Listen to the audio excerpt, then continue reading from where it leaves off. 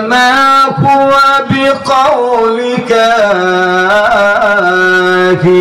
قليلا ما تذكرون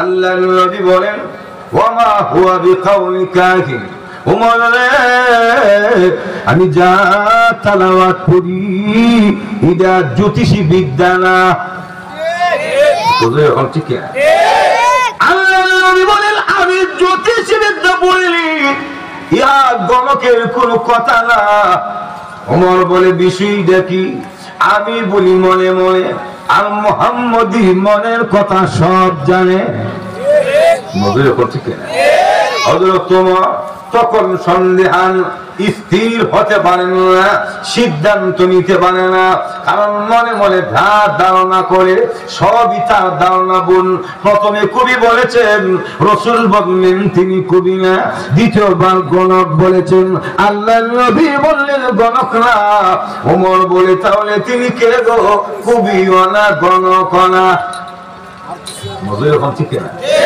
আরো জোরে বলেন না হযরত তোমার বলেন কি পড়েন তিনি গণক না কবিও না কবি তো তিনি পাঠ করেন না তাহলে তিনি কি পড়েন ওমর যখন নিজেকে প্রশ্ন করেন তিনি কি তেলাওয়াত করেন এমনি আল্লাহর নবী ওমরের তখন এই মনোভাবনা প্রশ্নের জবাব দেওয়ার জন্য আবার আয়াত তেলাওয়াত শুরু করেছেন যখন বলছে গণক না কবিও না গণক না তো কি পড়ে রাসূল তখন আবার তো কি পড়ে বলবো তাজিলুম মির রাব্বিল আলামিন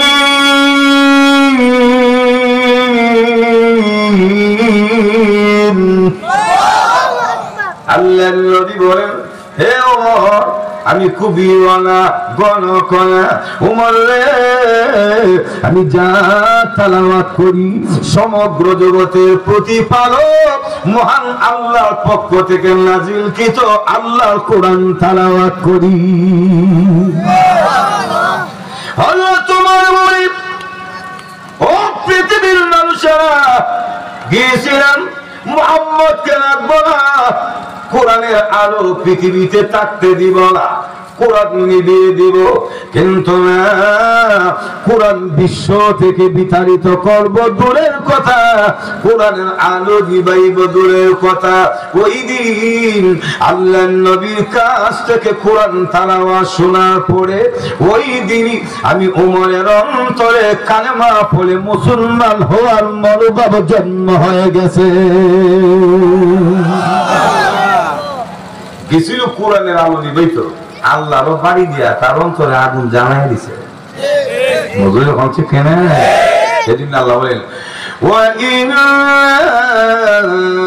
لَهُ لَحَافِظُونَ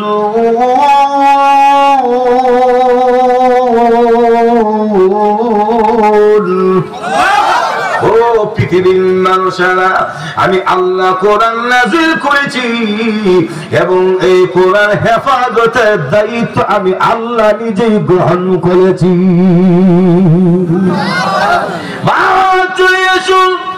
আল্লাহ পৃথিবীতে তিনটি স্তরে কোরআন নাযিল করে কোরআনের দায়িত্ব আল্লাহ গ্রহণ করে আমাদের কাছে যে কোরআন আমানত দিলেন আমাদের ধর্ম বিধান বানায়া দিলেন আমাদের ধর্ম কিতাব বানায়া দিলেন এই কোরআনের উপরে আমাদের কোন ভূমিকা রাখার দরকার আছে কি ভূমিকা গিলাফ লাগায়া সানচেডের উপরে রেখে দিবেন দায়িত্ব আদায় হয়ে যাবে তাহলে মোবাইলের ভিতরে সফটওয়্যার বানায়া কোরআন তৈরি দিবেন হক আদায় হয়ে যাবে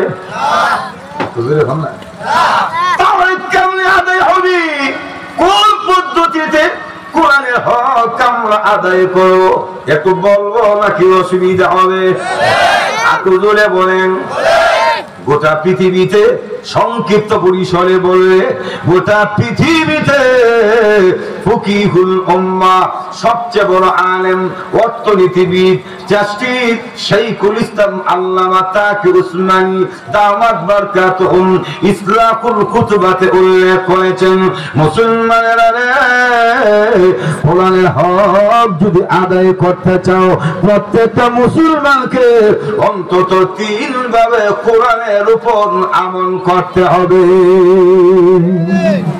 যখন কইভাবে কোন 3 ভাবে একটু বলবো?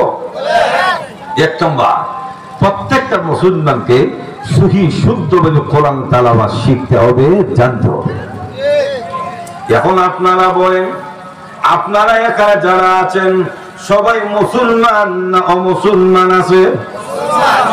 এটা মুসলমানে তো আসতে কোন লাগে, দেশ তো স্বাধীন হয়েছে দ্বিতীয় ভাই, তো আসতে কেন? যদি বলেন মুসলমান না মুসলমান, সবাই যদি মুসলমান হন তাহলে একটু বলুন প্রত্যেকে যারা এখানে হাজির হয়েছেন শুদ্ধ করে কোরআন শরীফ কয়জন জানেন? সবাই পারেন মনে হয়?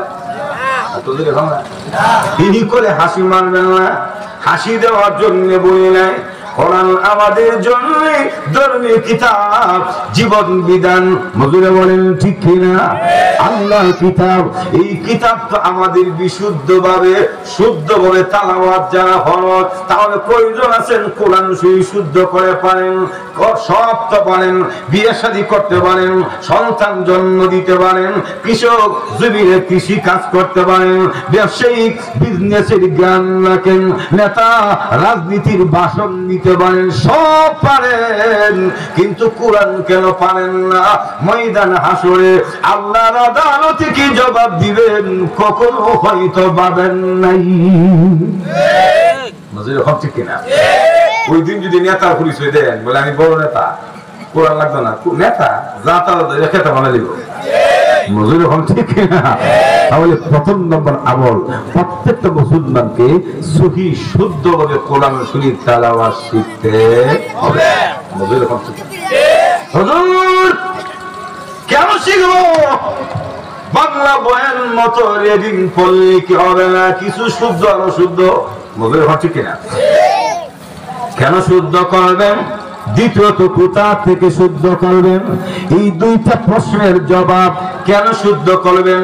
আল্লাহর রাসূল বলেন, রুব্বাতাদিল কুরআন ওয়াল কুরআন ইয়ানআনু। নবী বলেন, পৃথিবীতে এমন কিছু কোরআন তেলাওয়াতকারী আছে যারা কোরআন পড়ে ঠিকই, কিন্তু কোরআন উল্টা বদদুয়া দিতে থাকে। প্রশ্ন হলো, রাসূলুল্লাহ বললেন কোরআন পড়লে সওয়াব, তাহলে পড়লে আবার বদদুয়া কেন? মজুর হচ্ছে কি? কেন বদদুয়া? এই কেন জবাবটা দিতে গেলে আপনারা বলুন, এই কাবুজে গ্রামের কোন মানুষের নাম যদি কালামিয়া হয় আর আপনি যদি তারে করে কাল্লা, কালামিয়া যদি কাল্লা কর, এই বেদা কিতা রাগ করতো না? না, আপনাদের কালামিয়া মনে রাগ করতো না, দৈরে সুমা দিব কপালের মধ্যে।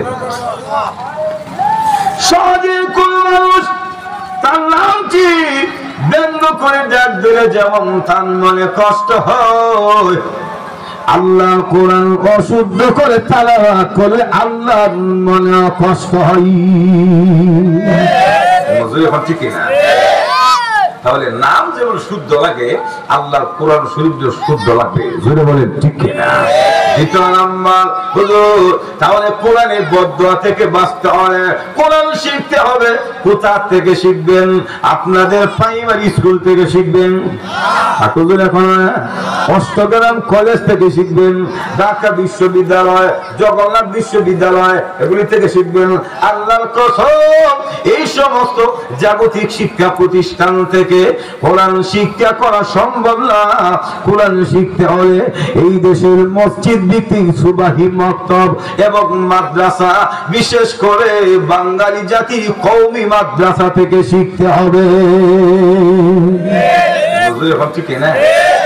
কওমি কেন বলে? কওমি এজন্য ধর্মীয় শিক্ষার ক্ষেত্রে আমরা বর্তমানে বাংলাদেশে আছি চ্যাম্পিয়ন।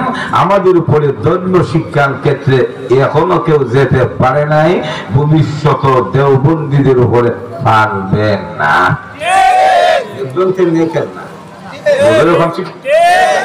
হুজুর এত শক্ত করে বললেন হ্যাঁ বলেছি কেন বললেন বুকের পাতা তো বড় শক্ত বলে শক্ত দেখছো গীতা হুজুর এখন ঠিক না বাংলাদেশ স্বাধীনতার পরে গোটা পৃথিবীতে কোরআন দিয়া চ্যালেঞ্জ করলে বারবার বিশ্ব থেকে বিশ্বজয়ী করে স্বর্ণের মেডল আমরা কওমিরা এনেছি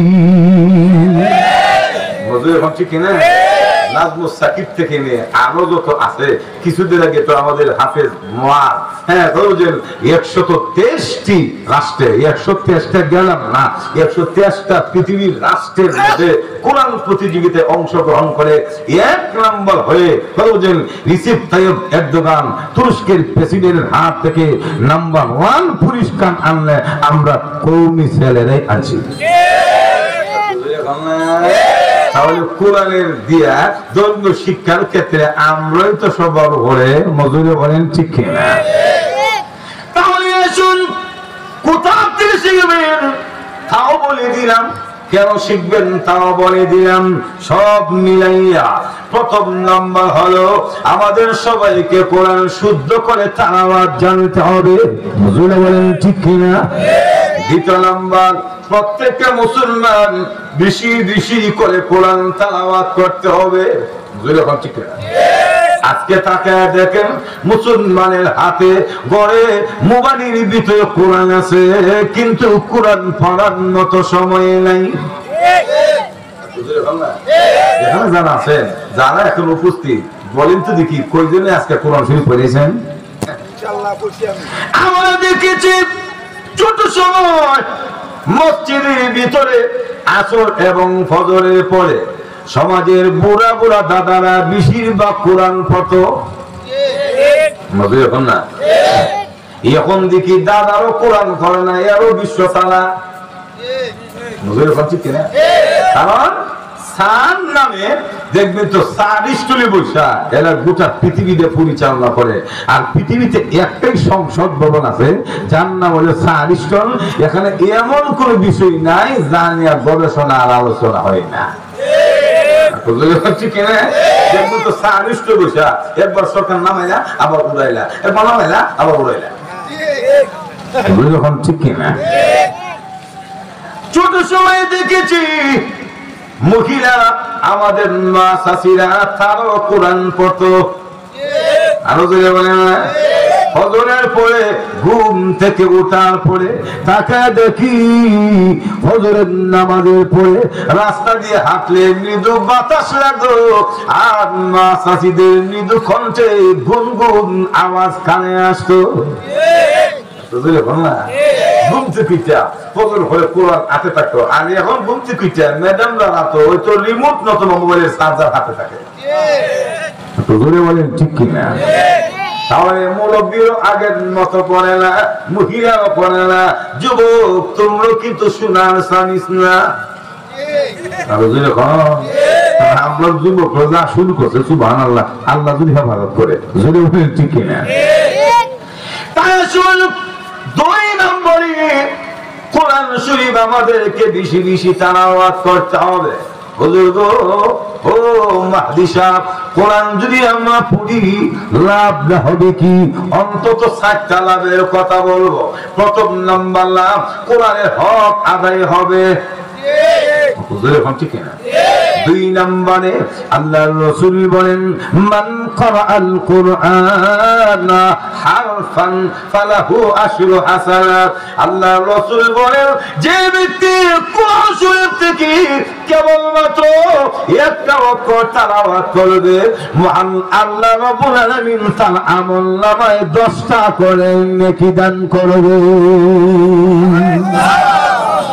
কোরআন অক্ষর পড়লেন একটা সওয়াব কইরা সুবহানাল্লাহ এমন দয়ালু এই পৃথিবীতে আছে আমাদের কাগজে গেলাম দেব বলো ফাউন চাউন আছে এমন যে এক বেলা মালি কামলারিলো একদিনের আর বেতন দিল 10 দিনের একদিনের কামলারি আর 10 দিনের বেতন দেয় 10 দিনে আমি একদিনের কাছেরা কিন্তু স্যার মজুরি ঠিক না কিন্তু আমি আপনার মালিক এত বড় দয়ালু আল্লাহ হাবিব বলেছেন একটা অক্ষর যদি পড়ো মহান আল্লাহ তোমার আমলনামায় 10টা করে সওয়াব দিয়ে দিবে।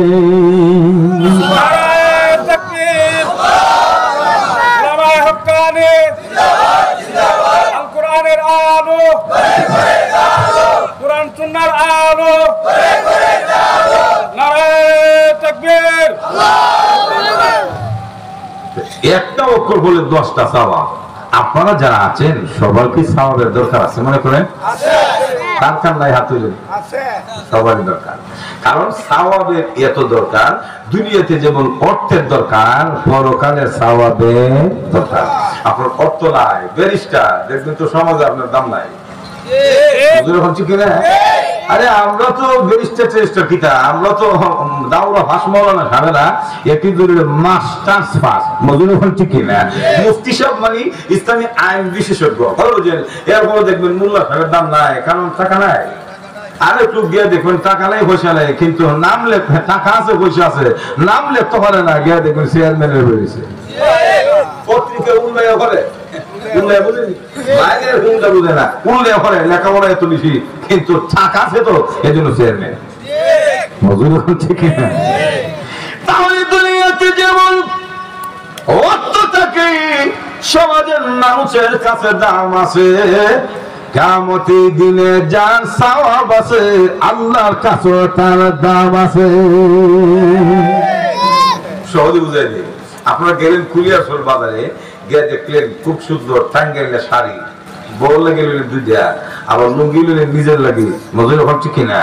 এখন বলেন তো দেখি টাঙ্গাইলের শাড়ি আর লুঙ্গি লয়ে যদি টাকা না দেন কুলিয়ারসরের দোকানদার কিটা দিবনি? কেঁচা দিব, কেঁচা দিব, মজুরি হচ্ছে কিনা। গেলেন কুলিয়ারসর বাজারে অথবা মনে করেন ফাওয়ান বাজার গিয়ে দেখেন সুবহানাল্লাহ পদ্মা ইলিশ অথবা সাতপুরি ইলিশ এক একটা দেখা যায় 1.5-2 কেজি। বলে ও জেলে ভাই মাছের দাম কত? বলে বেশি না, 1900। দেওয়াও 2 কেজি, 2 কেজি দেওয়া লাগছে। বলে টাকা? আপনি বলেন মাছ কেবল মন চাইছে, বলে টাকা নাই, বলে মাছ দিবনি? মন চাইছে ভালো কথা, ইলিশ মাছের গানটা শুনিয়া যাবো, মাছ দেবন দিত না। তাহলে দুনিয়াতে পরকালতে মিলে দেখেন, দুনিয়াতে যেমন টাকা না থাকলে আপনার চাহিদা পুরো হয় না। সবজির দোকানে গেলে সবজি দেয় না, কাপড়ের মার্কেটে গেলে কাপড় দেয় না। হে মুমিন, মাছ খাওয়ার ইচ্ছা হয়েছে, মাছ জেলের কাছে রেখে দিবে না। তাহলে ঠিক তেমনি ভাবে কিয়ামতের ময়দানে তোমার আমল নেক আমল যদি না থাকে আল্লাহ জান্নাত দেওয়া হবে না।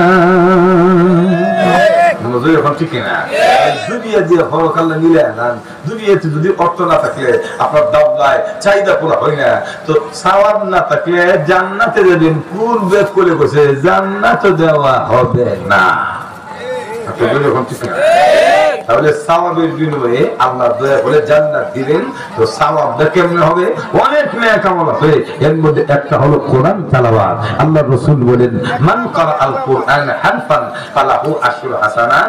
একটা অক্ষর হলো আলিফ 10টা নেকি, বা 10টা নেকি পড়তে দিলি সওয়াব হইতে দিলি না। সুবহানাল্লাহ, জোরে কোন সুবহানাল্লাহ। 2 নম্বর আল্লাহ নবী বলেন ইকালু লিসাহিবিল কুরআন ইয়া সাহিবাল কুরআন ইকরা ওয়াত্তাকি ওয়ারাত্তিল কামা কুনতা তুরাত্তিল ফিদ দুনিয়া ফাইন্না মানজিলাকা ইনদা আখির আয়াতিন তাকরাহা। আমার নবী বিশ্ব নবী রাহমাতুল লিল আলামিন বলেন, যে ব্যক্তি দুনিয়াতে বেশি বেশি কোরআন পড়ে, সাহেবে কোরআন, যদি মুহাদ্দিসে কালাম, এখানে হাফেজ কোরআনকে বুঝিয়েছেন, কারণ হাফেজ সাহেবরা বেশি বেশি কোরআন পড়ে। আমি যদি একবার বাংলার মাছ একটু না দিন নানা বলে দিতে না, হাফেজ কোরআন বেশি বেশি বলে, এই জন্য তাদেরকে সাহেবে কোরআন বলে। জুড়ে বলেন ঠিক কিনা? তাহলে তারা বেশি বেশি ওইরা যদি সাহেবে কোরআন হয়, আপনারাও যদি পড়েন বেশি বেশি, তাহলে বেশি বেশি বলে আপনারা হবেন। মজুর এখন ঠিক কিনা? নবী বলেন বেশি বেশি কোরআন যারা পড়ে কিয়ামতের ময়দানে বলা হবে ইয়া সাহিবান কোরআন, এ কোরআন ওয়ালা, এ কোরআন যারা পড়তে দুনিয়াতে বেশি বেশি করে কোরআন তেলাওয়াত করতে, ইকরা পড়ো ওয়াত্তাকি কামা কুম ওয়াত্তাকি। আল্লাহ রাসূল বলেছেন এমনি বলা হবে তুমি কোরআন পড়ো, উঠো সিঁড়ি দিয়ে উঠো, ইকরা ওয়াত্তাকি ওয়ারাত্তিল কামা কুনতা তুরাত্তিল ফিদ দুনিয়া। দুনিয়াতে যেমন ভাবে পড়তে তারতিলের সাথে আজকে কোরআন পড়ো, আর আল্লাহ জান্নাতের সিঁড়ি দিয়ে উপরে উঠতে থাকো। ফাইন্না মানজিলাকা ইনদা আখিরি আয়াতিন তাকরাহা, এ কোরআন ওয়ালা যেখানে তোমার কোরআন পড়া শেষ হবে সেখানেই তোমার বসবাসের জায়গা হবে। তার মানে হলো কোরআন যারা পড়বে জান্নাতের ভিতরে সর্বোচ্চ আসনে বাস করবে। সুবহানাল্লাহ, বাড়ি দিয়ে হয়ে গেল। দুনিয়াতে মনে চেয়েছে বিল্ডিং বানানোর জন্য, কিন্তু পারেন নাই। কেন? অর্থ নাই। টাকা না থাকলে তো রডার সিমের দোকানদার বাড়িতে বানাই দিত না। বড় ভবন বানানোর ইচ্ছে ছিল, এসির রুমে থাকার মতো ইচ্ছে ছিল, মার্বেল পাথর দিয়ে বানাবো, মুজাক দিয়ে বানাবো, মজুর এখন ঠিক কিনা 10 তলা বিল্ডিং বানাবো চাহিদা ছিল, কিন্তু পুরো হয় নাই, অর্থ নাই। তাহলে আপনি যদি বেশি বেশি কোরআন পড়েন জান্নাতের ভেতরে সর্বোচ্চ জান্নাতের বিল্ডিং আপনাকে বসবাসের জায়গা দিয়ে মহান আল্লাহ আশাটা পুরা করে দিবে। যদি 3 নম্বর লাভ কোরআন খোলার 3 নম্বর লাভ হলো জান্নাতের ভিতরে সর্বোচ্চ আসনে থাকবেন। 4র্থ নম্বর লাভ বলবো নাকি দোয়া করে দেব? আরো জোরে বলেন। 4র্থ নম্বর লাভটা হলো আল্লাহ রাসূল বলেন আল কুরআন ওয়াস সিয়াম ইয়াশফাআন লিল আবদ ইয়াকুলুল কুরআন ইয়া রাব্বি ইন্নী মানাতুহুন নাওম বিল লাইল ফাশাফিনি। এক হাদিসে আছে আল্লাহ রাসূল বলেন রোজাদারদের জন্য রোজা আর কোরআন তেলাওয়াতকারীর জন্য কোরআন আল্লাহর আদালতে সুপারিশ করবে, আর কোরআনের সুপারিশ আল্লাহর কাছে গৃহীত হবে, আল্লাহ সুপারিশ মঞ্জুর করে মাফ করে দিবে। দুনিয়ার জীবনে কোর্ট কাছারি আদালতে যেমন ভাবে উকিলরা দেখবেন তার মুআক্কেল আসামিকে বাঁচানোর জন্য তর্ক করে মুখ করে, যখন ঠিক কিনা এমন ভাবে মুখ করে সুবহানাল্লাহ, পক্ষে বিপক্ষে এমন ভাবে বোঝা যায় না আটা তুলে গেলে, কিন্তু কোর্ট কাছারি ভরে গিয়ে দেখবেন কি কুরের বারান্দায় বসে একসাথে চা মারে। ঠিক কিনা? দুনিয়াতে যেমন উকিল তার মক্কেল আসামিকে বাঁচানোর জন্য মহামান্য আদালত আমার মক্কেল অত্যন্ত ভালো ভালো নির্দোষ, এর উদ্দেশ্য প্রণোদিত ভাবে মিথ্যা মামলা দিয়ে সাজানো নাটক করে ওনাকে ফাঁসানো হয়েছে। মজুর হন ঠিক না? আপনি তদন্ত করার জন্য পুনরায় বিবেচনা করার জন্য আমি অনুরোধ করব, আপনি বানক সুষ্ঠু তদন্ত করলে আশা করি আমার মক্কেলের পক্ষে সাপোর্ট দিবেন, ওনাকে বেকসুর খালাস দিবেন। মজুর হন ঠিক না? এমন ভাবে যেন উকিল দুনিয়ার আদালতে তার আসামিকে বাঁচানোর জন্য তর্ক করে জানা করে সুপারিশ করে কিয়ামতের ময়দানে। ৪র্থ নম্বর লাভদা কুরআন যারা বেশি বেশি তেলাওয়াত করবে কুরআন শরীফ তাদের মুক্তির জন্য আল্লাহর আদালতে সুপারিশ করবে। একটু জোরে কিয়ামতের ময়দানে কুরআন বলে প্রভু ওই যে পাওয়াল দেওয়াল কাবুজি গ্রামের আল্লাহ আব্দুল্লাহ আমাতুল্লাহ সুমাইয়া খাদিজা হেলেনা দুলেনা তারা আমি কোরআনকে তেলাওয়াত করেছে, আল্লাহ মহব্বত করেছে, আমি কোরআনকে সম্মান দিয়েছে, আমাকে বেশি বেশি তেলাওয়াত করেছে, আমি তোমার কোরআন তাদের পক্ষে সুপারিশ করলাম, আল্লাহ মাফ করে দাও, সুমাইয়াকে মাফ করে দাও, আব্দুল্লাহকে মাফ করে দাও, তারা আমাকে তেলাওয়াত করেছে।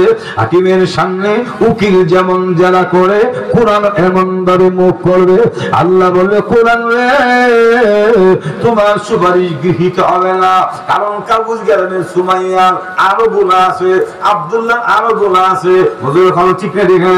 হে কোরআন এখন তোমার সুপারিশ গৃহীত হবে না। এমনি কোরআন বলা পাবো সুপারিশ জন্য তুমি মঞ্জুর না করো, আল্লাহ বলো আমি তোমার কোরআন না, আমি তোমার কালাম না, আমি তোমার ভাষা না, আমি তোমার কিতাব না। বলুন কোরআন কার কিতাব? আরো জোরে বলেন না। আল্লাহর কিতাব কোরআন, আল্লাহ কি দেব স্বীকার করতে পারবে? আরো জোরে বলেন কোনদিন সম্ভব? এটা মানুষের দ্বারা সম্ভব, কিন্তু আল্লাহ দ্বারা সম্ভব না। হুজুরে বলেন ঠিক না?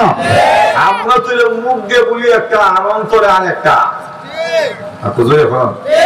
সুবিধা নেওয়ার জন্য খুব সুন্দর গুছায় গেছে কথা বলতে পারি, নেওয়ার জন্য দেওয়ার জন্য নাই। মজুরি বলেন ঠিক কিনা? বিশেষ করে আমাদের রাজনৈতিক নেতৃবৃন্দ দেখবেন তো বুট পাওয়ার জন্য সুবহানাল্লাহ ফেরেশতা সাজা থাকে না। কি সুন্দর ভাবে গুছায় বক্তৃতা দেয়, বুট আর সমর্থন নেওয়ার জন্য একটা বক্তৃতা দেয় আমি এখন না। বিসমিল্লাহির রহমানির রহিম। আসন্ন জাতীয় সংসদ নির্বাচনে কলাগাছ মার্কা নিয়ে আপনাদের সামনে হাজির হয়েছি।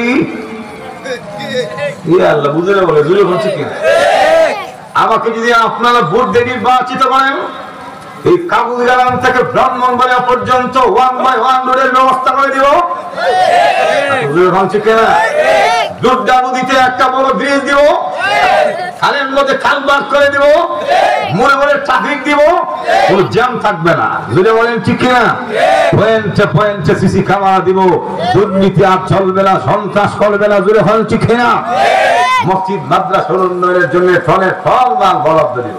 আপনাদের বিপদে আপদে যখন আমাকে স্মরণ করবেন, আমাকে পাবেন আমার কাছে রাতের 12টা দিনের 12টার মতো। ঠিক না? তবে আমার সন্দেহ হয় আপনারা আমাকে বিশ্বাস করবেন না, কারণ বিগত দিনের নেতৃবৃন্দের বক্তৃতা শুনে এরা কথা দিয়ে কথা রাখে না। কিন্তু আমি তাদের মতো না, আমার বাবার ঐতিহ্য আছে, আমার একটা ঐতিহ্য আছে। ঠিক না? সম্ভ্রান্ত বংশের একটি ছেলে, আমি মাস্টার্স কমপ্লিট করেছি, আমার অর্থ আছে, আমার মনও আছে। যদি বিশ্বাস না করেন আজকে নির্বাচনে আমাকে ভোটটা দিয়ে একবার দেখেন। এই দেশের মানুষ তো সহজ সরল মনে করে যে আগে যেটা করছি, এখন দেখা যাবে কথাবার্তা ভালো। ঠিক কিনা?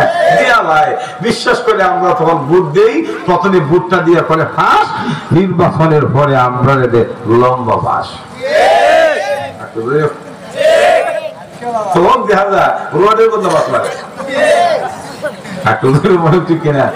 আর কিছু আইনের করে দিয়ে ঢুকাই দেয়। অসুবিধা হইতেছে না তো? মানুষের কথার বেমিল আছে, ওয়াদা দেয়, ওয়াদের খেলাফ করে, বলে একটা করে আর একটা, কিন্তু আল্লাহর কথার মধ্যে কোনো তফাৎ নাই। আল্লাহ কোরআনে বলছেন, বলবো ইন্নাল্লাহা লা ইউখলিফুল মিআদ।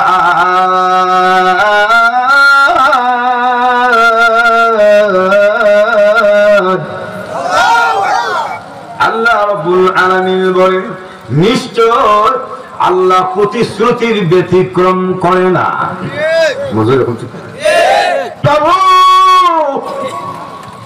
তুমি যদি আমার সুপারিশ মঞ্জুর না করবো, বলো আমি তোমার কোরআন না, আমি তোমার কালাম না, আমি তোমার কিতাব না। বলেন আল্লাহ কি কোনদিন অস্বীকার করতে পারবে কি? আল্লাহ তখন বলবে, কোরআন রে তুই অস্বীকার করতে পারবো না, তুই আমার কিতাব, তুই আমার কালাম, তুই আমার ভাষা। ঠিক আছে? আল্লাহ তাই যদি হয়ে থাকি, আমি যদি তোমার কোরআন হয়, আমার সুপারিশ কেন মঞ্জুর করবে না? কাবুজি গ্রামে আব্দুল্লাহকে মাফ করে দাও, আব্দুর রহমান আতাউল্লাহকে মাফ করে দাও, খাদিজাকে মাফ করে দাও। আমাকে তারা তালাওয়াত করেছে, সম্মান দিয়েছে।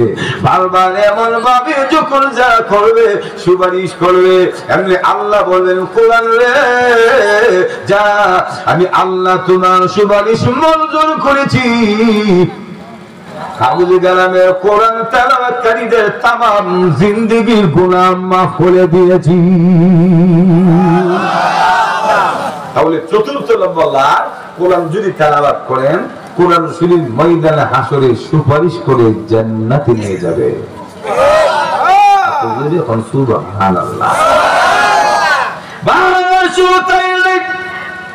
কোরআন যারা বেশি বেশি তেলাওয়াত করে, কোরআনকে যারা বুকে ধারণ করে, আল্লাহ রাসূল বলেন এরাও জান্নাতে যাবে।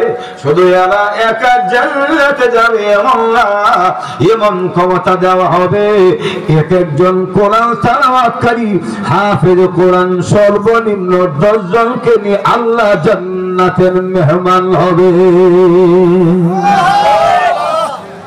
যখন কইছো এটা আমার কথা না, রাসূলের হাদিস। বলবো من قرأ القرآن وحفظه أدخله الله الجنة وشفاه في 10 من أهل بيته كلهم قد استوجب الله। আমার নবী বিশ্ব নবী রাহমাতুল লিল আলামিন বলেন, ইবনে মাজাহ বর্ণনায় এসেছে আল্লাহর রাসূল বলেন, যে ব্যক্তি কোরআন পড়ে এবং কোরআনকে বুকে ধারণ করে আদখালাহুল্লাহুল জান্নাতা, আল্লাহ তাকে জান্নাতে প্রবেশ করাবেন। শুধু তাই নয়, ওয়াশাফাহু ফি 10 মিন আহলি বাইতিহি কুল্লুহুম কাদ ইস্তাওজাবান্না।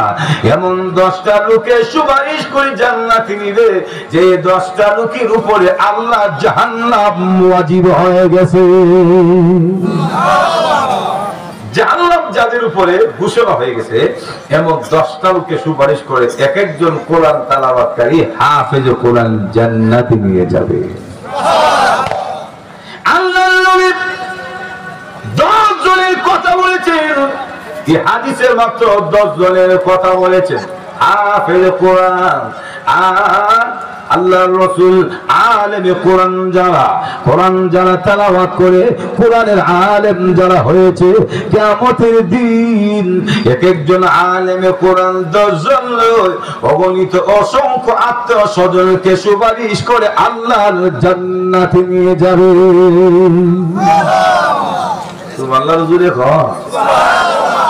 আল্লাহর রাসূল বলেন, আনাস ইবনে মালিক থেকে হাদিস বর্ণিত, তিনি বলেন কিয়ামতের দিন জিবরীল আলাইহিস সালাম আল্লাহর পক্ষ থেকে অনুমতি পেয়ে সমস্ত আলেম উলামাকে ডাকবে, হে উলামায়ে কেরাম, হাউজ গ্রামের আলেমেরা, অষ্ট গ্রামের উলামায়ে কেরাম, ব্রাহ্মণ ভাই আসো, গোটা পৃথিবীর উলামায়ে কেরাম, তোমরা যারা ইলমে দ্বীন শিক্ষা করেছিলে আসো, সকলে তোমরা একত্রিত হয়ে যাও।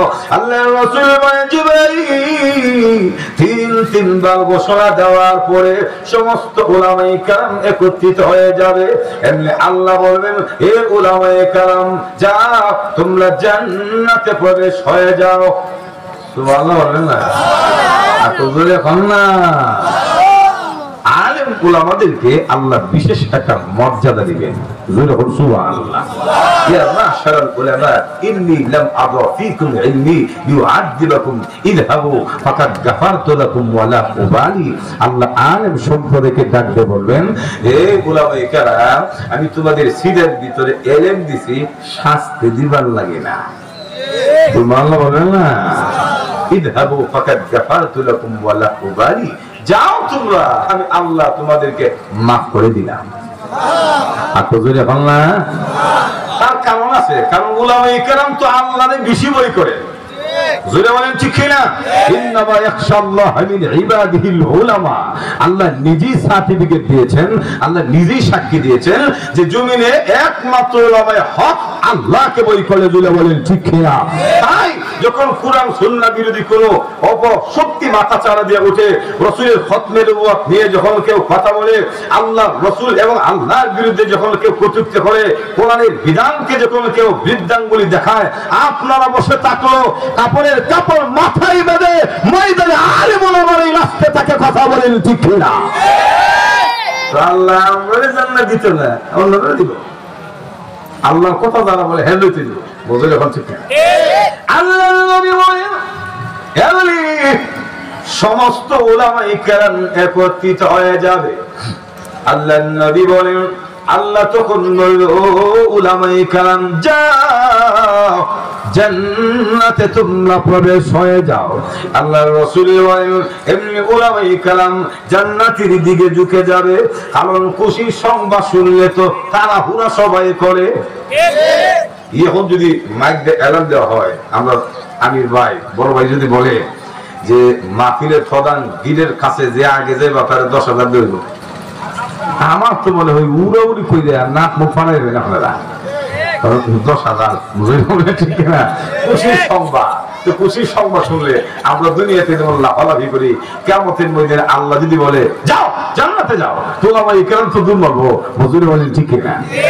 যখন দূর মারবে মানে ঝুঁকে যাবে জান্নাতের দিকে, আল্লাহ তখন বলবে দাঁড়াও। সুবহানাল্লাহ বলেন না? প্রভু তুমি না বলেছো জান্নাতে যাওয়ার জন্য, আল্লাহ এখন আবার থাম কেন? হুজুর এখন ঠিক না? কেন থামবো? তুমি না ঘোষণা দিয়েছো। এমনি আল্লাহ বলেন, উলামায়ে কেরাম রে, শুধু তোমরা একা জান্নাতে যাবে বিষয়টা এমন না। আল্লাহু আকবার।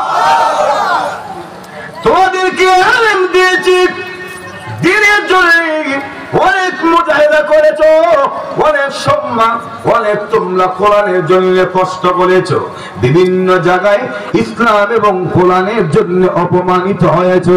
হুজুর এখন ঠিক না? এই যে আমাদের দ্বিতীয়বার দেশ স্বাধীন হলো, এর আগে সবচেয়ে বেশি যারা নির্যাতিত হয়েছে, অপদস্থ হয়েছে কোরআনওয়ালা আলেমরা। হুজুর এখন ঠিক না? আমরা দাম ছিল না, কথা বললি জঙ্গিবাদী। আইনা করতে আইনা কর এখন ঠিক না? দেখে না জেল কাটতে হয়েছে। তাকায় দেখেন অসংখ্য আলেম উলামারা শতাধিক মামলার আসামি। ওই যে দেখেন আল্লামা দেলোয়ার হোসেন সাঈদী কোরআনের জন্য জেলখানার ভিতরে শাহাদাত বরণ করেছে। আল্লামা মামুনুল হক 3 বছর জেল কেটেছেন। মুফতি আমিনী কোরআনের জন্য, ইসলামের জন্য 5টি মাস তিনি গৃহবন্দী ছিল। এমনি আল্লাহ বলে, ও উলামায়ে কেরাম, দিনের জন্য তোমরা বহুত কষ্ট করেছো, তোমরা আমার দ্বীনকে উজ্জীবিত করার জন্য রক্ত জড়িয়েছো। আজকে তোমরা একা জান্নাতে যাবে এমন না, তোমাদেরকে বিশেষ মর্যাদা দেওয়া হলো। যাও এই ময়দানে হাসরে তোমাদের যত স্বজন আছে দেখলে তোমরা চিনবানি। এমনি উলামায়ে কেরাম, প্রভু কেউ চিনল না, কারণ চিনার জন্য তো সে আনা লাগে না, কণ্ঠ দেখলি শুনলি চিনা যা। আমরা যে ওয়াজ করি, আমাদের যত বক্তবৃন্দ আছে, কথা বলছেন বিভিন্ন জায়গায়, বাংলাদেশ তো মোটামুটি আর বাকি নাই, গেলে যারা চিনে তো দেখবেন তোর গাড়ি থামায় গ্লাসটা খুললে যদি মাদি সাহেবের মতো লাগে। ঠিক কিনা? ওয়াজ শুনে যখন বাসায় যান, বউরে ডাক দিলে বউ কি কষ্টে দিয়ে দেখে, এ আব্দুল্লাহ মা দরজা খুলো, তখন কি আব্দুল্লাহ কষ্টে দিয়ে দেখে আব্দুল্লাহ বাপ না কেউ? কেন দেখে না? কারণ কণ্ঠ শুনে বুঝছে যে সুর আর বাচ্চা না আমার জামাইলা। মজুরি বলেন ঠিক, কণ্ঠ শুনে যদি চেনা যায়, কেউ চালা দেখে চেনে না। উলামায়ে কেরাম বলে, প্রভু অবশ্যই চিনব, কেন চিনব না? আল্লাহ বলবেন যদি চিনতে পারো যাও তোমাদের স্বজনদেরকে নিয়ে আসো।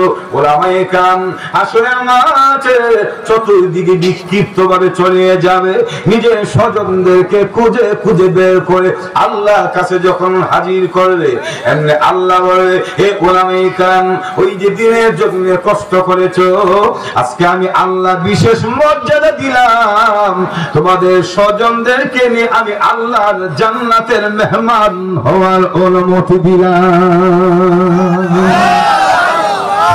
তখন এক একজন আলেম মৌলানা ভাবলা আন্দা দিয়ে দইরা নিজের আত্মীয় স্বজন নিয়ে আল্লাহর জান্নাতের মেহমান হয়ে যাবে। যেরকম সুবহানাল্লাহ। তাহলে কোরআন শরীফ যদি তেলাওয়াত করি, কোরআনের উপর যদি আমল করি, আসরের মাঝে 5 নম্বরটা হইব অগণিত মানুষকে সুপারিশ করে জান্নাতে নেওয়া যাইব। হুজুর এখন ঠিক না? ঠিক না? আর তো যারা বলেন ঠিক না? তাহলে কোরআন শরীফ কোরআন শরীফ আপনারা বেশি বেশি তেলাওয়াত করতে রাজি আছেন তো ইনশাআল্লাহ? বলেন কে কে রাজি আছেন? হাত তোলেন। মাশাআল্লাহ, হাত নামান। বিস্তারিত কাজ বিশ্লেষণ করার টাইম নেই, কারণ 1.5 ঘন্টা মতো হয়ে গেছে আলোচনা, আরো তো অনেক আলোচক আছে। এখন একটা আপনারা কতটুকু পর্যন্ত আজকে বুঝছেন, একটু ইন্টারভিউ নিব, অসুবিধা হবে না তো? কোনো অসুবিধা? এই যে একটা মাহফিল, কোরআনের মাহফিল, ইসলামী আলোচনা, রাসূলের হাদিসের আলোচনা, ফিকহ, কোরআনের আলোচনা হইছে, এখানে যে বসলেন এবং আয়োজন হইল, এটা সওয়াব হইছে না গুনাহ হইছে? আপনারা বলেন কেমন সওয়াব? যতক্ষণ বসে আছেন ততক্ষণই সওয়াব। এবং কোনগুলো হাদিসে, মিশকাতের মধ্যে এক হাদিস আছে, লম্বা হাদিস, এই সমস্ত মজলিসে যারা সহিহ নিয়তে সওয়াবের নিয়তে বসে, আল্লাহ তাআলা ফাইকারি দরে জিন্দেগির গুনাহ মাফ করে। সুবহানাল্লাহ। এটা এমন একটা ঘর যেখানে ঢুকলেই গুনাহ মাফ। সুবহানাল্লাহ বলেন। তাহলে এই ঘরটা, এই মাহফিলটা প্রতি বছর এখানে হোক, আপনারা চান কি চান না? আপনাদের বলেন চান তো? তাহলে দেখি কেউ উদ্বোস করবেন না। সুবহানাল্লাহ, অনেক বড় বক্তা আছে, বুঝলেন, অনেক বড় মুরব্বী, ওনারা ওয়াজ করবেন, আর কৃষ্ণ হুজুর তো আসেনি, কেউ উদ্বোস 5 মিনিট মাত্র হুজুর নিয়ে আসেন, সাজায় নিয়ে আসেন, ইনশাআল্লাহ তুল্য পরিবেশ হবে, নিয়ে আসেন, আর আমি ওদেরকে একটু একটু একটু বাইর করে দিই। আগামী বছর মাহফিলটা হোক, আপনারা চান কি চান না?